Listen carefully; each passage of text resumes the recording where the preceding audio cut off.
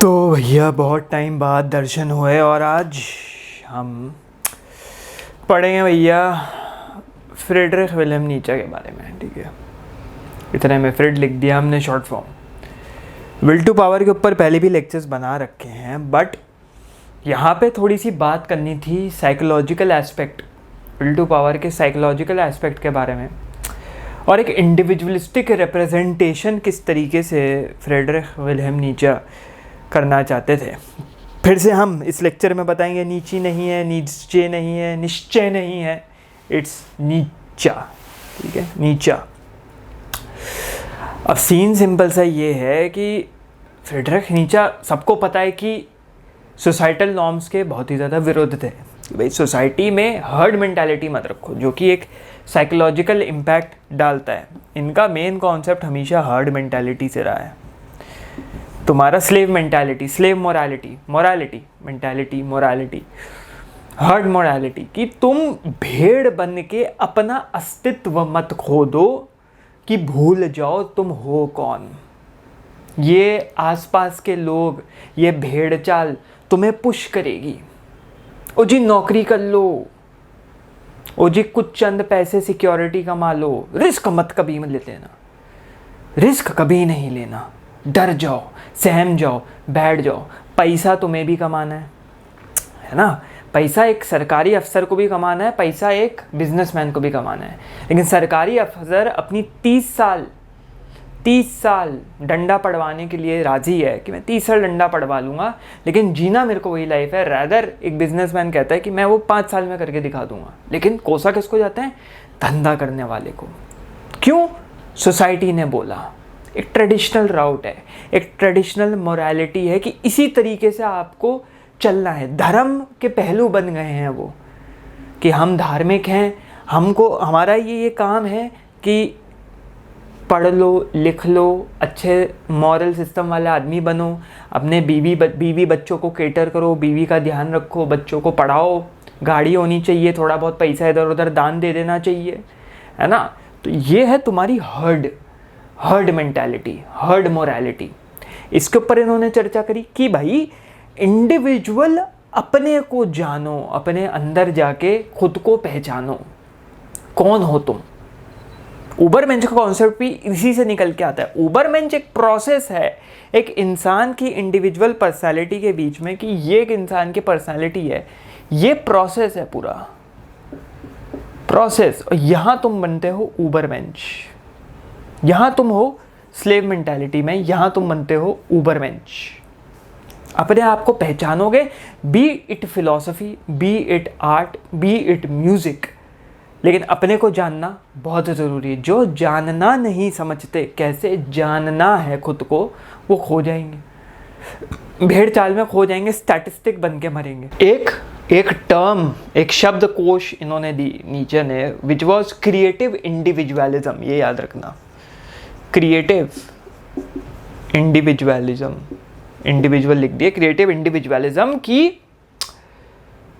अपने जो individual desires होते हैं, अपने इंडिविजुअल प्रोजेक्शंस होते हैं कि तुम किस चीज में अच्छे हो, किस तरीके से इस दुनिया को एक बेहतर जगह बना सकते हो, वो होता है क्रिएटिव इंडिविजुअलिज्म। क्या है विल टू पावर? एक विल है जो शक्ति की तरफ जाने की कोशिश करती है, एक डिजायर है जिसको तुम फुलफिल करना चाहते हो। एक तरफ शोपेनहावर कह रहे हैं कि भैया तुम्हारी डिजायर इज इनसेटिएबल, मतलब प्यास ऐसी है बुझाई नहीं जा सकती। लेकिन फ्रेडरिख विलियम नीचे कह रहे हैं जाओ, पुश करो खुद को। फिलॉसफी में इंटरेस्टेड हो, फिलॉसफी में जाओ, आर्ट में इंटरेस्टेड हो, आर्ट में जाओ, स्पोर्ट्स में इंटरेस्टेड हो, स्पोर्ट्स में जाओ। इस दुनिया को तुम क्या देख सकते हो as a person, as an creative individual. अब अगर साइकोलॉजिकल एस्पेक्ट की बात करें तो एक बहुत बड़ी दिक्कत आती है कि there is conflict of interest between will to powers. एक इंडिविजुअल, बहुत सारे इंडिविजुअल जब आ जाएंगे एक ही सिनेरियो में, बहुत सारे इंडिविजुअल आ जाएंगे, तो सबकी अपनी विल टू पावर पोजेस करने की या एक्सप्रेस करने की एक क्षमता होगी, है ना, कि मेरी विल टू पावर ही है, मेरा डिजायर ही है। तो तुम कहीं ना कहीं अपने बेसर इंस्टिंक्ट पे जाने की कोशिश करोगे। और व्हाट इज योर बेसर इंस्टिंक्ट? Heard morality. यार यहाँ तो कॉन्फ्लिक्ट ऑफ इंटरेस्ट हो रहा है, मैंने तो सोचा था कि मैं बेस्ट हूँ, लेकिन यहाँ तो और भी बैठे हैं जो कह रहे हैं मैं बेस्ट हूँ। सबके वो, किसी का ये डिज़ायर है, किसी का ये डिज़ायर है, किसी का ये डिज़ायर है, कैसे पूरा होगा?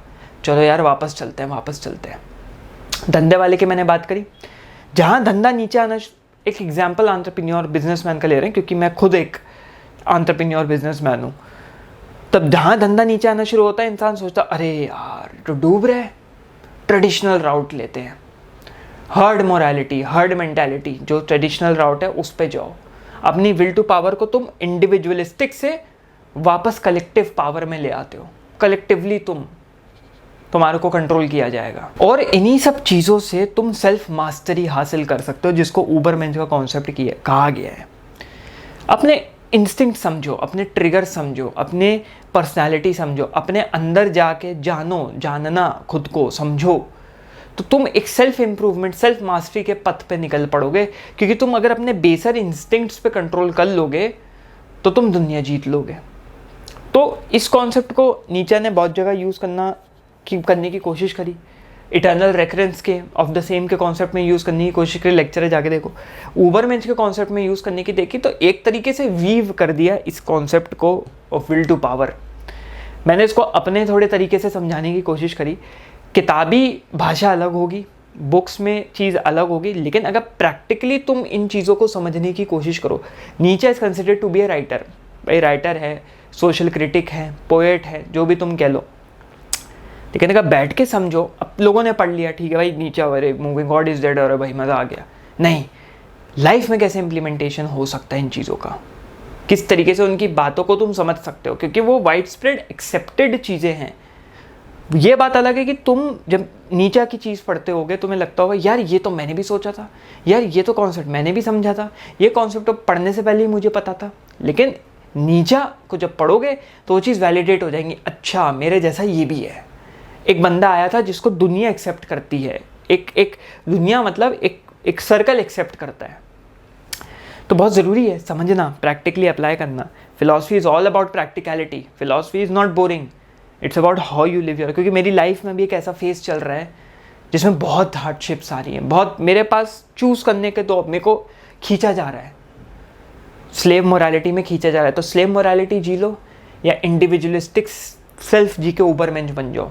अभी बीच के प्रोसेस में हूँ, यहाँ पे हूँ, यहाँ पे कभी भी पीछे जा सकता हूँ, यहाँ पे हूँ। तो बहुत ज़रूरी है फिलॉसफी समझना, इसलिए लेक्चर आपके समक्ष हमने रखा। ठीक है, तब तक के लिए चलो भैया कट लो अब।